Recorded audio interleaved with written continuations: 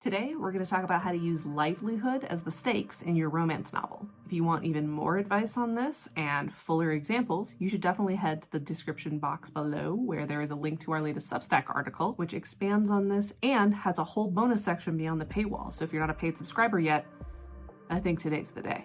We also have our first workshop coming up, so if you want to learn about all 11 of the most common narrative stakes and what books use them well and how to use them as a diagnostic tool for the conflict and tension of your book, once again, details are in the video description. So livelihood seems like it would be a pretty straightforward stake to use, but it can oftentimes not quite hold the punch that it needs to for it to feel like, yes, there are livelihoods at stake in this book. So what does it look like when livelihood is used well? Well, the first natural place that we have to start is if there are destitution consequences. In practical terms, how will the events of the novel, the plot, the behavior of the characters lead to the character's inability to buy food or pay rent? Losing this job or this opportunity at marriage should have real, tangible effects and worsen this character's status quo quality of life. And this change in circumstances, this negative downturn in their livelihood, should not be easily remedied. If their livelihood is at stake, their livelihood should be at stake. So a good example of this is Love Theoretically by Ali Hazelwood. The status quo for our protagonist Elsie is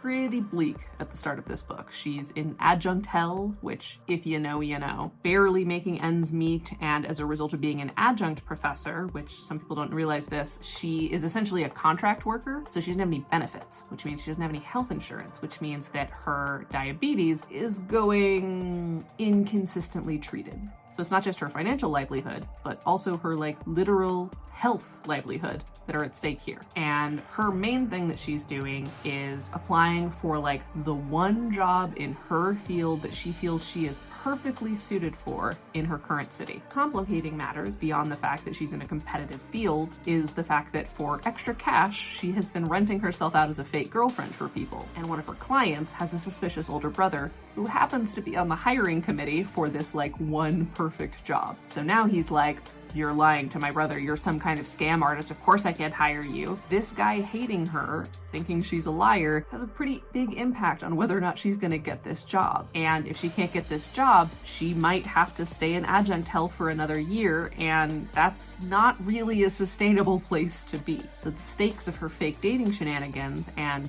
eventual other shenanigans have very real consequences. If Elsie doesn't get this job, she's pretty much screwed. Because it's not like there's a plethora of this kind of job, period, let alone somewhere that she actually finds herself. A lot of jobs won't give you relocation money, and moving is expensive. So what is she gonna do if she doesn't get this job?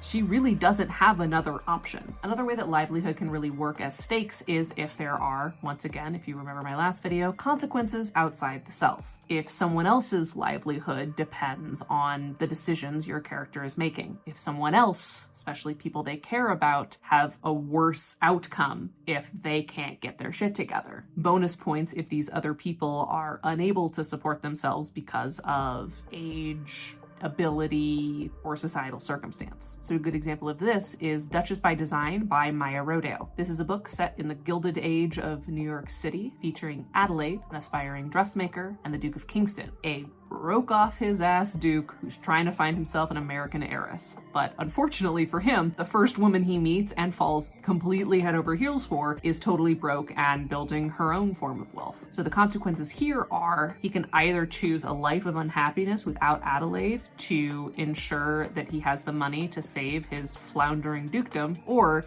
he can let himself and his dependents, his mother and his sister, go completely broke for his shot at love. Because the thing about it is that it's one thing if this guy is a disgraced duke, he can just hide from his creditors in New York. What are they gonna do, get on a boat? The problem is, across the pond, his sister and his mother have no means of supporting themselves. Not during this time, not certainly at their social class. Even if they had to get down to it, they don't have skills, and they would be completely shamed and ostracized from their current community. They have no means of making money, and their house is literally falling apart around them. It's expensive to keep a castle and tenants and all these sorts of things and make sure that everyone has a high quality of living. So our duke has more to lose than his own livelihood. even if he's willing to live in squalor because as a man, he has some more options. But his mother and sister don't, and neither do his tenants. This creates a compelling narrative engine because there is tension on all sides and the threat of the loss of livelihood has real, tangible consequences, and not just for our main characters. The final way that livelihood can really work is a little bit more abstract, and this is what I call dream job consequences. There doesn't have to be financial destitution on the other side of things for livelihood to be a compelling stake in your novel. If it's a job at stake and that job has some sort of specific resonance with the character, it's literally their dream job, it really matters to them that they have or get this job, they've wanted it forever, they're an incredibly talented person and this is their shot to be the thing that they've dreamed of being forever or keep being the thing that they have loved and are really good at, that's compelling. Sure, they could get another job, but it wouldn't be their dream job. There should be only one dream job for this consequence to make sense. So what happens when livelihood isn't working? And what are the best, most satisfying ways to resolve livelihood if that's the stakes you're using in your novel? Well, friends, that's behind the paywall. So if you've been procrastinating on joining us on the Rogue MFA Substack as a paid subscriber, think now might be the time that you might want to get that, because there is like most of an article behind the paywall in addition to the most of the article that's above the paywall,